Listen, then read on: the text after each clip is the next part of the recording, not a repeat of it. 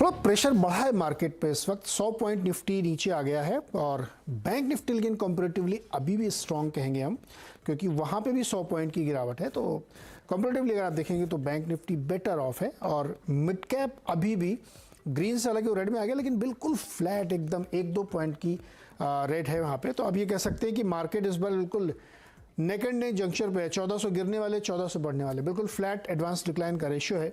तो इससे ये लगता है कि एक्सपायरी वाला जो दिन होता है वहाँ पे काफ़ी उतार चढ़ाव होता हुआ देखने को मिल रहा है। लेकिन ये बात ज़रूर है कि ऊपरी लेवल्स पे प्रेशर देखने को मिल रहा है। लोग जैसे ही ऊपर जाता है तो बिकवाली करने आ जाते हैं। क्विक कमेंट मार्केट पर लेते हैं, उसके बाद फिर केवाईसी की तरफ चलते हैं, हनीवेल ऑटो की तरफ। गाबा सर, मार्केट बड़ा ऐसे जंक्शन पे खड़ा है तो क्या करेंगे आप? लॉन्ग करेंगे या शॉर्ट आज? लॉन्ग तो नहीं होना चाहिए। लॉन्ग होता है तो जगह, तो निफ्टी ऐसी जगह पर है जहां से बाउंस मिल सकता है, जगह अच्छी है। हाँ, लेकिन बैंक निफ्टी में वो जगह ठीक नहीं है। तो मुझे लगता है यहाँ पर थोड़ा डाइवर्जेंस है। तो बेस्ट अवॉइडेड 17,660 के आसपास ट्रेड कर रहा है। 17,600 एक सपोर्ट हो सकता है, लेकिन काफी डीप है वो, वहां पर सपोर्ट है। और वहां पर क्या शॉर्ट करें? यहाँ पर 60 पॉइंट्स के लिए पॉसिबल है, करना चाहिए तो 17,680 का स्टॉप लगाना चाहिए। खास नहीं है, 20 पॉइंट का स्टॉप है। अगर डाउन मूव मिलता है तो करीब यस, बिल्कुल 40-50 पॉइंट मिल सकता है निफ्टी में। है तो वीक, लेकिन क्लियर नहीं है। बैंक निफ्टी थोड़ा लगता है कि यहाँ पर 41,474 के आसपास ट्रेड कर रहा है। 41,400 पास में ही है, वहां पर सपोर्ट है, लेकिन यहाँ पर भी वीकनेस है। कल जैसा माहौल नहीं बनेगा, अचानक से बढ़िया रिकवरी आ जाए? इसमें क्लियरिटी नहीं है, बिल्कुल नहीं है। आवाज नहीं आ रहा है, क्लैक हो रहा है। कल जैसा नहीं होगा कि एकदम से बड़ी रिकवरी देखने को मिल जाए? हाँ, नहीं, ऐसा कुछ लग नहीं रहा है, ऐसा कुछ लग नहीं रहा है, क्योंकि काफी तक स्टॉक्स वीक है। एडवांस डिक्लाइन भी देखे तो वहां पर भी डिक्लाइंस के फेवर में है। तो वीकनेस है, अपेरेंट है।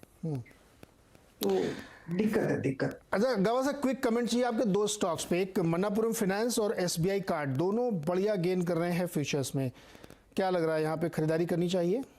एसबीआई कार्ड अच्छा लगता है, बिल्कुल। ये क्लाइंट्स को मैंने आज सुबह रेकमेंड किया हुआ है, बिल्कुल अच्छा लगता है मुझे। 770 के पास ट्रेड कर रहा है, बहुत बढ़िया पेस बना है। मुझे लगता है एसबीआई कार्ड पे थोड़ा वक्त देना चाहिए। 800 का जोन देखने को मिल सकता है, स्टॉप होगा 755 का। तो लगता है अच्छी जगह से बाउंस हो रहा है एसबीआई कार्ड। दूसरा, आपने कहा कि Manappuram finance. Yes, Manappuram finance को मैं चार्ट निकाल लेता हूँ, यहाँ पर देखूं कि यहाँ पर कुछ है या नहीं। मन्नापुरम फाइनेंस का जो चार्ट है, इस पे 5-6 दिनों से अच्छी तेजी है। इस पे तेजी बरकरार हो सकती है। 118 पे ट्रेड कर रहा है, थोड़ा स्ट्रेच है, लेकिन 120 तक जा सकता है। लेने की जगह 117 स्टॉप हो सकता है 120 के लिए। तो रिस्क रिवॉर्ड रेशियो भी शायद यहाँ फेवरेबल बन जाता है 1:2 का। लेकिन अब काफी दौड़ चुका है 5 दिनों में, लेकिन है मोमेंटम मन्नापुरम में। ओके, गोल्ड लोन वाली कंपनीज में थोड़ा थोड़ा मोमेंटम देखने को मिल रहा है। मन्नापुरम फाइनेंस में मुथूट की तरफ से खबर आई कि वो फंड रेस करने वाले हैं, तो इस पर देखा जा सकता है। और गावा जी को एसबीआई कार्ड सुबह भी पसंद था, अभी भी पसंद है। टारगेट 800 रुपये तक का हो सकता है। अब बातचीत करेंगे आज की कंपनी के बारे में। हनीवेल ऑटोमेशन के एक मल्टीनेशनल जायंट है, और जैसे कि इसके नाम से ही आपको लग रहा होगा, ऑटोमेशन है, बिल्डिंग प्रोसेसिंग है, और जो इंडस्ट्रियल है बिल्डिंग का, उसमें सारे काम करते हैं। तो चूँकि कैपिटल गुड्स सेगमेंट में इस वक्त काफ़ी कामकाज हो रहा है, सरकार के कैपेक्स, प्राइवेट कैपेक्स की बातें चल रही हैं, और पूरे इन्वायरमेंट को समझते हैं कि इस समय क्या चल रहा है। बहुत ज़्यादा नंबर्स पे फोकस नहीं करें, क्योंकि अब रिजल्ट्स फोर्थ क्वार्टर के भी बहुत करीब है, बहुत दूर नहीं है। तो बातचीत करने के लिए हमारे साथ हैं कंपनी के चेयरमैन गणेश नटराजन जी। गणेश सर, बहुत बहुत स्वागत है आपका सीएनबीसी आवाज़ पर। थैंक यू सर, जैसे पहले इंडिया की बात करते हैं, तो हम लोग एक बहुत कंड्यूसिव एनवायरनमेंट में लग रहा है, ऐसा है, क्योंकि काफ़ी कैपेक्स भी हो रहा है, बिजनेस की बातें हो रही हैं। आपके हिसाब से इस वक्त किस तरीके की डिमांड ग्रोथ देखने को मिल रही है, और बिजनेस साइकिल किस जगह पे आप देख रहे हैं इस वक्त? देखिए, अभी तो जैसे आपने कहा, इन्वेस्टमेंट्स बहुत अच्छी हो रही है गवर्नमेंट की ओर से, क्योंकि जो इंफ्रास्ट्रक्चर इन्वेस्टमेंट है, पहले तो रोड्स में था, हाईवेज, और अभी रेलवेज में भी देखने को मिल रहा है। और मेरे ख्याल से आगे बढ़ते हुए जो डिजिटल इन्वेस्टमेंट्स हैं, मतलब कि quantum computing, 5G, internet of things और ऑटोमेशन, उसमें काफी होगा। तो ये अच्छा माहौल बनेगा, क्योंकि जो भी इंडस्ट्रियल कंपनीज है, जो इंडस्ट्रियल इन्वेस्टमेंट्स करती हैं, ऑटोमेशन करती हैं, उनके लिए काफी फायदा होने वाला है। And that is a slow process, क्योंकि जैसे हमने रोड्स में भी देखा 5-6 साल लगा, but I think the speed at which railways are moving, the Vande Bharat trains, और जैसे आपको मालूम है स्मार्ट सिटीज प्रोग्राम भी 3 साल बहुत अच्छा चला, अभी थोड़ा टेपर डाउन हो रहा है। बट ये सबको देखते हुए अगर आप ओवरऑल ऑटोमेशन सेक्टर को देखें, उसमें मेरे ख्याल से मैक्सिमम फोकस है गवर्नमेंट की, और उस पर जरूर इंडस्ट्री को फायदा होगा। राइट सर, 2-3 सेगमेंट पे खास तौर पे आप लोगों की नज़र रहती है, मैं उस पर ज़रा समझना चाहता हूँ आपसे। एक तो ये हेल्थ केयर और फार्मा में बड़ा मूवमेंट है, हरकत है, कोविड के बाद से काफ़ी कुछ इसमें हो रहा है और आगे भी लग रहा है, और हेल्थ और एयर क्वालिटी इस तरीके के प्रोडक्ट्स में। दूसरा जो बिल्डिंग ऑटोमेशन है उस पर भी काफ़ी कुछ हो रहा है, साइबर सिक्योरिटीज़ में। तो एक करके लेते पहले हेल्थ और फार्मा इंडस्ट्री जो है, जहाँ पे बहुत बड़े मैसिव चेंजेस आए और बहुत सारे हॉस्पिटल्स ने अपने अपने कैपेक्स की, वहाँ किस तरह की अपॉर्चुनिटीज़ बन रही, क्योंकि प्राइवेट में सर बहुत मैसिव काम मुझे नहीं देखने को मिल रहा है, इस तरह के छोटे छोटे पॉकेट्स में ज़्यादा काम हो रहा है। नहीं, आप बिल्कुल ठीक कह रहे हैं, क्योंकि अभी जो हमारे प्रधानमंत्री जी ने कहा है कि India is becoming the pharma capital of the world, उसका मतलब यह है कि न सिर्फ फार्मा कंपनीज को प्रोडक्शन कैपेसिटीज एक्सपैंड करनी पड़ेंगी, but even the core raw material, मतलब जो एक्टिव फार्मास्यूटिकल इंग्रेडिएंट्स है, एपीआई फैक्ट्रीज, वो भी लगानी पड़ेंगी। और वो सब में एक कंटिन्यूअस प्रोसेस होती है जिसमें से ड्रग्स मैन्युफैक्चर होते हैं। सो प्रोसेस ऑटोमेशन का जो नेसेसिटी है वो बहुत जरूरी है, क्योंकि वो इंटरनेशनल स्टैंडर्ड्स में भी बनाया जाता है, एफडीए का इंस्पेक्शंस भी होते हैं। तो फुल ऑटोमेशन, जिससे कि आप जो ईआरपी कहते हैं, मतलब कि बिजनेस प्रोसेस ऑटोमेशन और manufacturing automation with IoT, warehousing, वो सबको इंटीग्रेटेड तौर पे करना बहुत जरूरी है। तो वो एक बहुत बड़ा सेक्टर। सेकंड इज आपने जो कहा रियल एस्टेट, क्योंकि बिल्डिंग ऑटोमेशन, फैक्ट्रीज करें या कमर्शियल रियल एस्टेट या बड़े बड़े जो डोमेस्टिक रियल एस्टेट की प्रोजेक्ट्स बन रहे हैं, सब में ऑटोमेशन। जो भी कोई अभी नया घर में रहता है, आपको मालूम है, not just the lifts but building automation, lighting automation, सब कुछ वही हो रहा है। तो ऑटोमेशन, जैसे मैंने कहा, मेरे ख्याल से इंडिया में कम से कम अभी $10 बिलियन का मार्केट होगा, और ये सब को अगर मिलाएंगे तो it will be at least double in the next 3 years। और उसके साथ अगर आप देखें एरोस्पेस, जैसे इतने सारे एयरपोर्ट्स बन रही हैं, वो सब में ऑटोमेशन लगेगा। फैक्ट्रीज, अभी जो पीएलआई सिस्टम के साथ मेक इन इंडिया बहुत फोकस में है, तो उसमें factories, warehousing, goods movement, logistics, ये सभी इंडिया को आगे बढ़ाएगा, और जो कंपनीज इसमें पार्टिसिपेट करती हैं उनको जरूर फायदा होगा। Fantastic sir. अच्छा, रेलवे भी सर इसी में जोड़ दे रहे हैं, रेलवे में भी बहुत काम हो रहा है, बहुत मैसिव कैपेक्स रेलवे में भी किया गया है, जैसे आपने खुद ही बताया, वंदे भारत और तमाम ट्रेन्स है।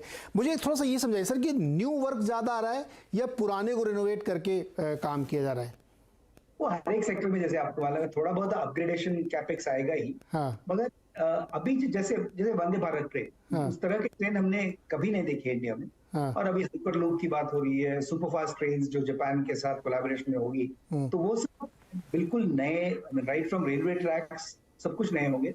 बट अपग्रेडेशन भी जरूर होगा, क्योंकि सेफ्टी के तौर पे अगर आप देखें तो अपग्रेडिंग टू मेक श्योर की रिलायबिलिटी मैक्सिमम है, वो बहुत जरूरी है। और फैक्ट्री ऑटोमेशन में भी जो पुरानी फैक्ट्रीज हैं, उनका जो प्रोडक्टिविटी है वो बढ़ नहीं सकेगा। और अगर India wants to become a major export trade economy, तो ये जरूरी है। जैसे हमारा जो चाइना का मॉडल था, जो सिर्फ एग्रीकल्चर से लेके वो लो कॉस्ट मैन्युफैक्चरिंग पे फोकस कर रहे थे, वो हमारे लिए नहीं है। और हमारे लिए काफी हद तक ऑटोमेशन, आर्टिफिशियल इंटेलिजेंस, ये सब मिला के, and how to employ people, तो ये बहुत ही अच्छा चैलेंज है इंडिया के लिए। और ये चैलेंज पे काफी कैपेक्स भी होगा, काफी चेंज ऑफ स्ट्रैटेजी भी होगा, और ये बहुत एक्साइटिंग टाइम है भारत के लिए भी और कॉर्पोरेट सेक्टर के लिए। गणेश सर, एक बहुत बड़े इकोनॉमिस्ट है, उन्होंने कहा कि ये चाइना वाली घटना के बाद या यूक्रेन की घटना के बाद नियर शोरिंग हो रही है। ज़्यादातर कंट्रीज़ अपने को इंडिपेंडेंट बना रही, बहुत ज़्यादा डिपेंडेंसी नहीं, इसलिए मैसिव कैपेक्स सारे देशों में हो रहा है। और आपने भी एक नंबर कहा कि जो अभी $10 बिलियन ये 3 साल में डबल हो जाएगा यहाँ से, तो ये एक बहुत बड़ा फोरकास्ट आप हमें दे के जा रहे हैं, या इससे एक्चुअली हम ये समझने की कोशिश कर रहे हैं कि कितनी बड़ी अपॉर्चुनिटीज हो रही।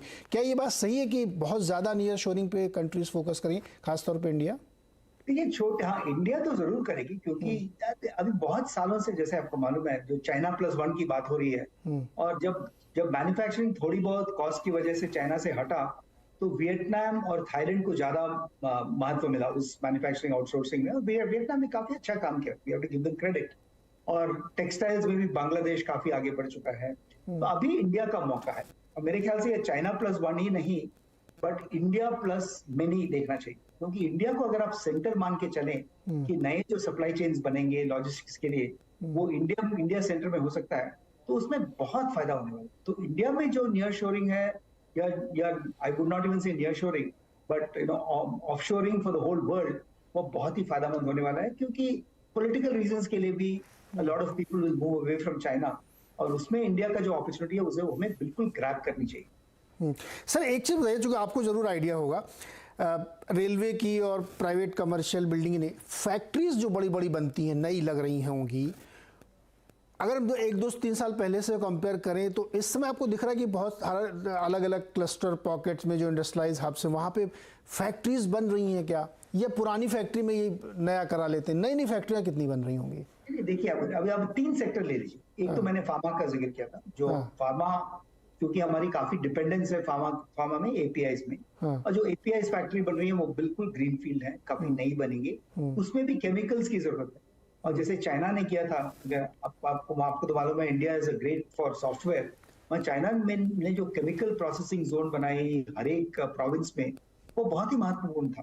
और उस तरह के हमें स्पेशल प्रोसेसिंग जोन्स बनानी चाहिए, जहां ऐसे फार्मास्यूटिकल का end to end vertically integrated manufacturing हो सके, एक वो।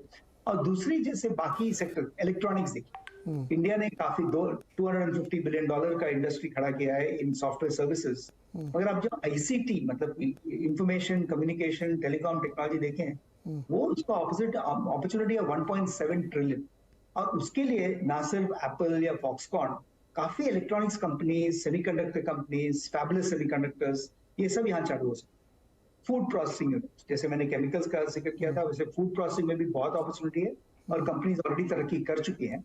सिमिलरली स्पेशलिटी स्टील्स, और ऐसे 12-13 जो पीएलआई स्कीम में आइडेंटिफाई किया है, उसको हम अगर इंडियन चैंपियन कंपनीज और ग्लोबल कंपनीज उसको अडॉप्ट करें, और इंडिया का फिजिकल, डिजिटल, सोशल इंफ्रास्ट्रक्चर सब अच्छा बनता रहा, तो ऐसा अपॉर्चुनिटी मैंने शायद लाइफ टाइम में नहीं देखा है।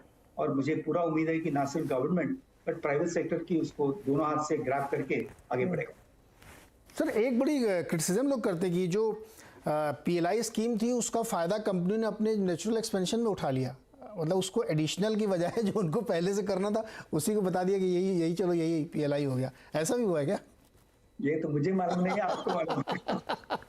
अच्छा सर, ऐसा कभी कभी तो कुछ होगा ही, क्योंकि जो प्लान था वैसे वो पीएलआई में डाल देंगे, मगर मुझे इसका कोई प्रूफ कहीं नहीं दिखा है। बट आई एम सेइंग, ये अगर मान लीजिए इसके साथ चालू करें, बट फिर भी ये अपॉर्चुनिटी बहुत बड़ी अपॉर्चुनिटी, हमें ऐसा कभी नहीं लगना चाहिए कि छोटे छोटे अपॉर्चुनिटीज करके हम भारत को तरक्की कराएंगे। अगर भारत को 10% पर ईयर अगले 20 साल में ग्रो करना है, तो उसमें काफी ग्रीनफील्ड प्रोजेक्ट्स होनी चाहिए, काफी ग्रीनफील्ड सेक्टर्स होनी चाहिए, और वही एक्साइटमेंट। अच्छा सर, थोड़ा सा और आपकी कंपनी स्पेसिफिक समझना चाहता हूँ मैं। आप कह रहे डिमांड बहुत अच्छी है इंडिया स्पेसिफिक खास तौर पे, और बहुत सारी नए प्लांट लग रहे हैं, नई बिल्डिंग्स आ रही हैं, ऑटोमेशन काम हो रहा है, रेलवे में काम हो रहा है, तो इनपुट कॉस्ट भी तो सर काफ़ी बढ़ रही है, उसका असर आ रहा है? मेरे ख्याल से अभी 2 चैलेंजेस हैं। हाँ। एक तो जैसे सबको मालूम है, इन्फ्लेशन काफी हो रहा है। एक रिसेशनरी कंडीशन शायद आ सकती है, अभी लग रहा है कि रिसेशन का जो खतरा था वो टल चुका है, मगर आप बोल नहीं सकते। अमेरिका में भी वो बोल रहे हैं कि सेकेंड हाफ ऑफ 2023 में शायद रिसेशन हो सकता है। तो एक वो, और दूसरा जो आपने बिल्कुल सही कहा, जैसे चिप्स, इलेक्ट्रॉनिक कंपोनेंट्स, उसका सप्लाई चेन अभी तक पूरे तौर पे ठीक नहीं हुआ है, काफी हद तक हो गया। और मेरे ख्याल से अभी चाइना में भी नए पॉलिसीज अनाउंस कर रहे हैं, तो प्रोडक्शन भी बढ़ जाएगा। बट ये सप्लाई साइड कंस्ट्रेंट्स बिल्कुल हैं, वो पूरे हल नहीं हुए हैं। और second is of course inflation and demand depression, अगर हो तो देखना पड़ेगा। बट जैसे मैंने कहा, सभी सेक्टर को अगर आप देखें, तो ये industrial automation, process automation, building automation, उसका काफी मुझे अच्छा फ्यूचर दिख। तो मतलब प्रॉफिटेबिलिटी में सर कोई खास असर नहीं पड़ेगा, आप ये कह रहे हैं? अब प्रॉफिटेबिलिटी पे जब इनपुट कॉस्ट बढ़ते हैं तो ऑब्वियसली थोड़ा असर आएगा। Inflation and material availability will create a problem, तो वो डेफिनेटली वॉचफुल होनी चाहिए। और कोई कंपनी ये नहीं कह सकती है कि आगे बढ़ते हुए रेवेन्यू प्रॉफिट्स दोनों बहुत ही अच्छे होंगे, तो वॉचफुल होनी चाहिए। मगर मेरे ख्याल से जो कंपनीज, जैसे मैंने कहा, हार्डवेयर और सॉफ्टवेयर ऑटोमेशन की ओर जो बढ़ रहे हैं, उनके लिए काफी अच्छा एनवायरनमेंट हुआ, ना सिर्फ इंडिया में but world wide. Perfect sir. एक और सवाल, मैं उससे बहुत एक्साइटेड हूँ जो आप कह रहे हैं 3 साल में डबल की अपॉर्चुनिटी यहाँ से बनती हुई दिख रही है। तो चूंकि हनीवेल ऑटो जायंट है, उस सबसे बड़ी कंपनी लगती है मुझे, तो आपका लायंस शेयर होगा उसमें? नहीं, पहले मैं हनीवेल के बारे में आपको थोड़ा समझाता हूँ। जो जायंट है वो है हनीवेल कॉर्पोरेशन। $35 बिलियन की कंपनी है जो बेस्ड है शार्लेट, यूएस में। And then Honeywell has operations in India. Aerospace अलग से करते हैं। और हनीवेल ऑटोमेशन जो है वो भी 5 सेक्टर्स में है। एक तो सबसे बड़ी है process automation, second is building automation, third is of course IoT, smart cities वगैरह वगैरह, and the fourth is global manufacturing जो सारी दुनिया के लिए करते हैं, एंड ग्लोबल इंजीनियरिंग। तो ये अगर 5 सेक्टर्स को देखें, अपॉर्चुनिटीज तो है ही उसमें कोई शक नहीं है। बट हम इतने बड़े कंपनी नहीं है हनीवेल ऑटोमेशन, तो जो भी हमारे स्कोप में है, जो हम इंडिया में कर सकेंगे या ग्लोबल हनीवेल ऑफिस के लिए कर सकेंगे, वो तो हम जरूर कर ही रहे हैं। मैनेजमेंट इज फुली अवेयर कि क्या अपॉर्चुनिटीज है, क्या करना चाहिए। सर मैं तो ये टेम्पटेड हो रहा था आपसे सुनने के लिए कि जो इंडिया वाला काम है, मैं तो ग्लोबली तो मैं बात ही नहीं कर रहा हूँ, इंडिया वाला काम आपके पास आएगा, मतलब आप एक फोर्स ही कर सकते हैं कुछ हम लोग क्या? नहीं, आप देखिए there are lot of industrial automation companies. ये नहीं कि हनीवेल या एक दो है, कम से कम 7-8 अच्छी कंपनीज हैं। तो कंपटीशन तो हर जगह होता है, but since the pi is growing, जो अपॉर्चुनिटीज का जो साइज है वो जो बढ़ते जा रहा है, तो हर एक कंपनी में एक्साइटमेंट होगा कि हम अच्छे सेक्टर्स को चूज किया है हमने, और हम आगे बढ़ते हुए काफी तरक्की कर सकते हैं। ओके, तो गणेश सर ने हमें 3 बातें बताई। अपॉर्चुनिटी यहाँ से बहुत बड़ी है अगले 3 साल में, इंडिया में बहुत काम हो रहा है, डिमांड की कोई कमी नहीं है, लेकिन इनपुट कॉस्ट बढ़ रही है और जो हैवी ड्यूटी चिप है उनकी अभी सप्लाई शॉर्टेज है, तो इसलिए प्रॉफिटेबिलिटी में थोड़ा असर आ सकता है। Right sir? और मैंने अपने कंपनी के बारे में कुछ नहीं नहीं, मैंने जेनरिक बताया, मैंने तो नाम ही नहीं लिया। मैंने तो इंडस्ट्री समझा, इसीलिए मैंने नंबर से ज़्यादा बात नहीं की। लेकिन जो लोग ये दर्शक देखते हैं, जो इसके इन्वेस्टर हैं, जो पोटेंशियल इन्वेस्टर हैं, वो समझ गए होंगे कि किस तरीके की अपॉर्चुनिटीज़ इस कंपनी में और इस सेक्टर में बनती हुई दिख रही है। गणेश सर बहुत बहुत शुक्रिया हमारे साथ जुड़ने के लिए और इतनी इनसाइट्स हमारे साथ शेयर करने के लिए। Thank you. हनीवेल ऑटो का शेयर इस वक्त देखिए आप करीब 600 रुपये, 550-600 रुपये ऊपर है, 1.5% शानदार बढ़त दिख रही है। 36,350, हालांकि हैवी टिकट साइज का है, लेकिन कंपनी बहुत ही शानदार है। छोटा सा एक ब्रेक के बाद मार्केट की बातचीत।